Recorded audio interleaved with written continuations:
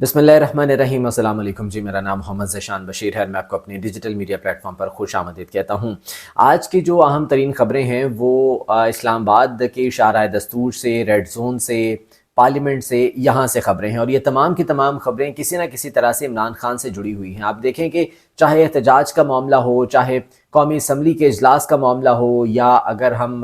Supreme court की बात कर लेते हैं जहाँ पर जजेस ने हलफ उठाया है जो कि 26वीं आईनी तरमीम के तहत आए हैं, ये तमाम का तमाम रिलेट करता है इमरान खान के साथ, क्योंकि इमरान खान को रोकने के लिए, उसका रास्ता रोकने के लिए जितने भी इकदाम उठाए गए हैं इसलिए उठाए गए हैं। तो ये 26वीं आईनी तरमीम की ही फैज़ व बरक़ात है कि जी नए जजेस सुप्रीम कोर्ट में आ गए हैं। उधर ऐवान सदर में जस्टिस सरफराज जोगर ने बतौर कायम मकाम chief justice Islamabad high court हलफ उठा लिया है। इसके अलावा पार्लियामेंट में जो है वो कौमी असम्बली का इजलास जारी था, वहाँ पर शेर अफजल मरवत ने गुफ्तगू की। मुझे क्यों निकाला कि वो एक नई एपिसोड शुरू हुई है और अब वो मीडिया भी खेल रहे हैं। इस हवाले से जो है वो आज बात करेंगे और इन जजेस के हलफ के बारे में और वहाँ पर जो सहाफ़ियों की रस्मी गुफ्तगू हुई है उस हवाले से डिस्कशन करेंगे। तो गुफ्तगू का आगाज़ करते हैं जी। गुजारिश है कि चैनल को सब्सक्राइब कर दीजिए अगर अभी तक आपने सब्सक्राइब नहीं किया है। देखिए, इस वक्त जो कुछ भी चल रहा है ना इस्लामाबाद में, चाहे वो शाहराह दस्तूर पर सहाफ़ियों का एहतजाज है जो कि पीका एक्ट के ख़िलाफ़ हो रहा है,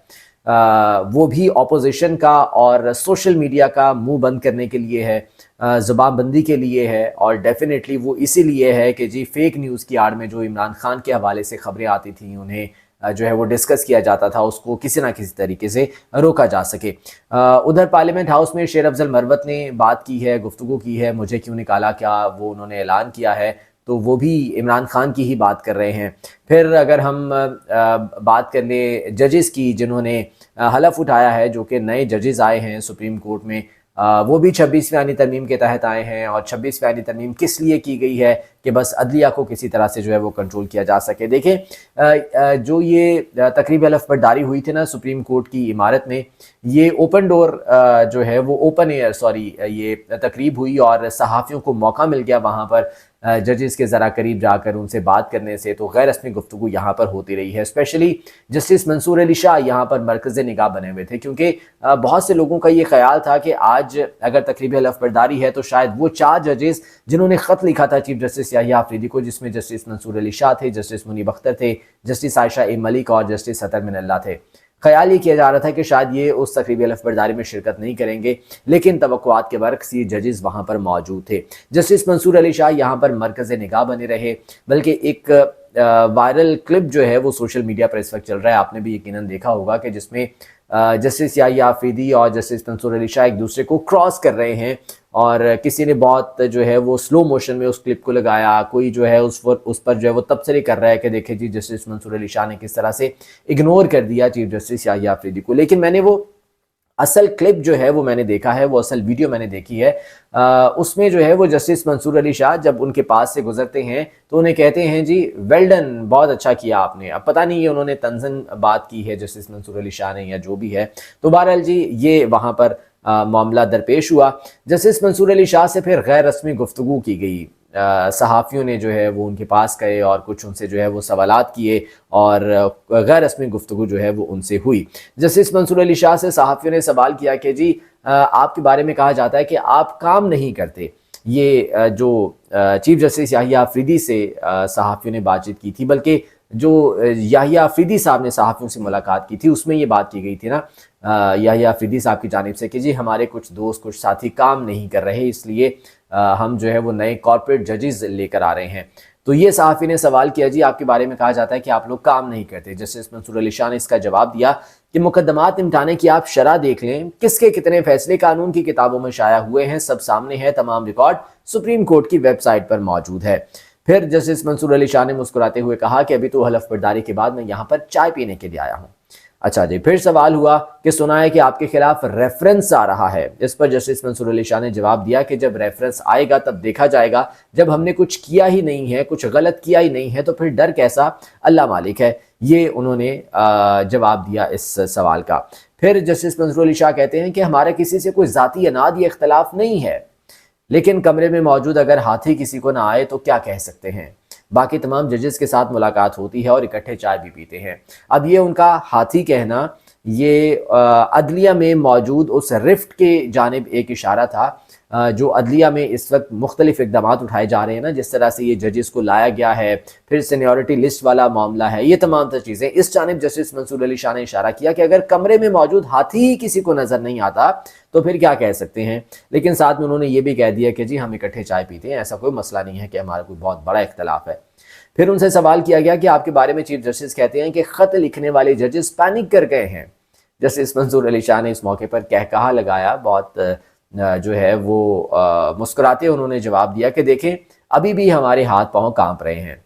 جسٹس منصور علی شاہ سے پھر پوچھا گیا کہ کیا دیگر ججز بھی آپ کے ساتھ ہیں، تو جسٹس منصور علی شاہ کے ساتھ نا جسٹس عقیل عباسی موجود تھے، انہوں نے ان کے کندھے پر ہاتھ رکھا اور کہا کہ جی آپ خود دیکھ لیں۔ اچھا، تو یہ وہاں پر جو ہے پھر گفتگو ان کی ہوتی رہی ہے۔ اس کے علاوہ جسٹس محسن اختر کیانی سے ایوان صدر میں حلف برداری تقریب میں شرکت کے لیے جانے سے متعلق پوچھا گیا، چونکہ وہاں پر جسٹس سرفراز جوگر کی تقریب حلف برداری تھی، تو جسٹس محسن اختر کیانی نے کہا کہ جی میں یہیں ٹھیک ہوں۔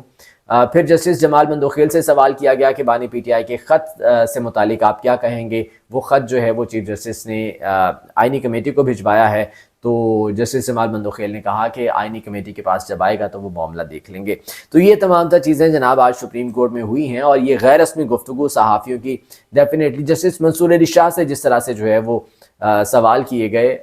لیکن وہ برجستہ جواب بھی دیتے رہے اور بہت خوشگوار موڈ میں انہوں نے یہ جواب دیے، تو اس سے یہ ظاہر کرتا ہے کہ جسٹس منصور علی شاہ اس وقت بالکل ریلیکس ہیں۔ ان کے بارے میں جو یہ کہا جا رہا ہے نا کہ شاید وہ پریشان ہوں گے کہ ان کے خلاف ریفرنس آ رہا ہے یا وہ خود شاید استعفیٰ دے کر چلے جائیں، تو ایسے نہیں ہے۔ اس کے بعد پھر نئی سینیورٹی لسٹ بھی سپریم کورٹ کے حوالے سے جاری کی گئی ہے۔ تمام ججز نے جب حلف اٹھا لیا،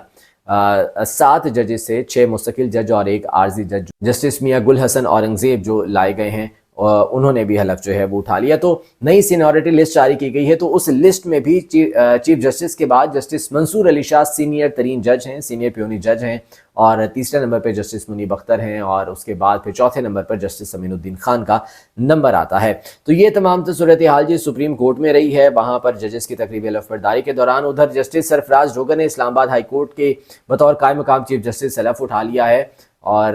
بڑی ان کی میں سمجھتا ہوں کہ قسمت ہے کہ کس طرح سے وہ آئے ہیں۔ 15ویں نمبر کے جج تھے لاہور ہائی کورٹ میں، اور شاید کبھی سوچ بھی نہیں سکتے تھے کہ وہ لاہور ہائی کورٹ کا بھی چیف جسٹس بن جائیں گے، لیکن انہیں ٹرانسفر کیا گیا اسلام آباد ہائی کورٹ میں، اور اب وہ وہاں کے چیف جسٹس بن گئے ہیں۔ ایوان صدر میں ان کی تقریبی حلف برداری ہوئی، جہاں پر آصف علی زرداری صاحب نے ان سے حلف لیا۔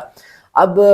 جو ایگزیکٹوز کی پاورز ہے نا، میں آپ کو بتاؤں کہ آصف علی زرداری صاحب نے بطور صدر حلف لیا ہے جسٹس سرفراز جوگر سے، اور ایگزیکٹو کے پاس اتنی پاور ہے کہ اگر صدر آصف علی زرداری چاہیں تو جسٹس سرفراز جوگر کو واپس لاہور ہائی کورٹ جو ہے وہ بھجوا سکتے ہیں۔ تو اگر ایگزیکٹو اتنی پاورفل ہے تو آپ سمجھ لیں کہ پھر عدلیہ کو کس طرح سے کنٹرول کر لیا گیا ہے، اور یہ سب کچھ کیا گیا ہے 26ویں آئینی ترمیم کے تحت۔ اسی لیے تو خان صاحب کہتے ہیں، عمران خان، کہ 26ویں آئینی ترمیم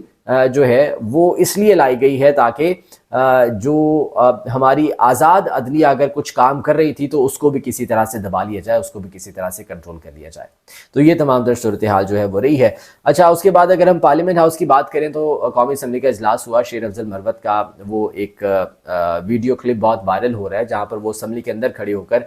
وہ کہتے ہیں اسپیکر کو کہ جی مجھے میرا جو ہے وہ اپنی جماعت کے ساتھیوں سے میرا سوال ہے کہ مجھے کیوں نکالا۔ یہ ایک دوسرا ایپیسوڈ سمجھ لیں کہ سٹارٹ ہو گیا، مجھے کیوں نکالا کا، اور شیر افضل مروت یہ نعرے بلند کر رہے ہیں، میڈیا کھیل رہے ہیں، وہ میڈیا میں جو ہے اس طرح کی چیزیں جو ہے وہ کر رہے ہیں۔